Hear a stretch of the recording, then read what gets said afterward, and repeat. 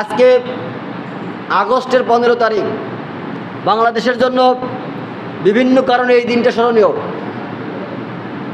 গত 2 বছর আগে আওয়ামী ষড়যন্ত্রের শিকার, জেলখানা থেকে হাসি মুখে বের হওয়া বিশ্বনন্দিত মুফাসসিরে কোরআন আল্লামা দেলোয়ার হোসেন সাঈদীকে আমার শতভাগ বিশ্বাস অনুযায়ী তারা সম্পূর্ণ কূটকৌশল এবং ভারতকে খুশি করার উদ্দেশ্যে এই দিনে তাকে হত্যা করেছিল। গত রাত্রে আল্লাহ সুবহানাহু ওয়া তাআলা কোরআনের এই খাদেমের জীবনের ভুল ত্রুটি মাফ করে তাকে জান্নাতের মেহমান বানাক, বলে আল্লাহুম্মা আমিন। তার জানাজাটাও আমাদেরকে পড়তে দেয়নি।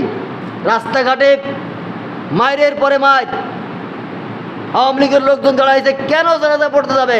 অসংখ্য ভিডিও আছে যারা মায়ের পরে মায়ের দিয়ে গাড়ি বাইক ও মোটরসাইকেল কুপাইছে সমানে, তারপরেও কিন্তু জনতার ভালোবাসা ঠেকাইতে পারে নাই। কক্সবাজারে একজন হত্যা হলো, ঢাকাতে একজন হত্যা হলো, তবুও সাঈদীর গায়ে বানাতে ঠেকাতে পারে নাই।